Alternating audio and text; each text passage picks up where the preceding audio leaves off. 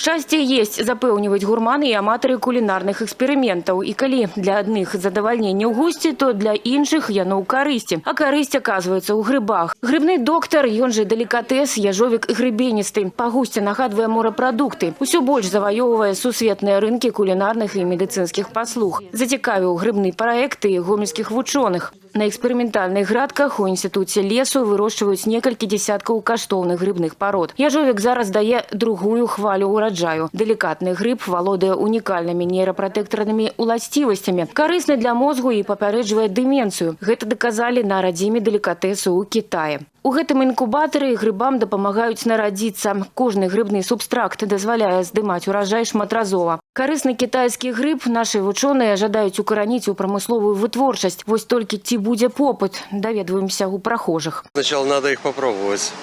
Может быть, он и полезен, не знаю. Но это надо больше информации как бы про это сначала. К грибам отношусь очень осторожно. Попробовать, да, почему бы и нет. Всегда интересно, новый опыт все-таки. Грибы экзотические не боитесь есть? О нет, что вы, прихожу сюда, чтобы купить именно эти грибы. Они очень быстро готовятся, не требуют долгой варки. Это вкусно, кто-то ест мясо, а кто-то грибы.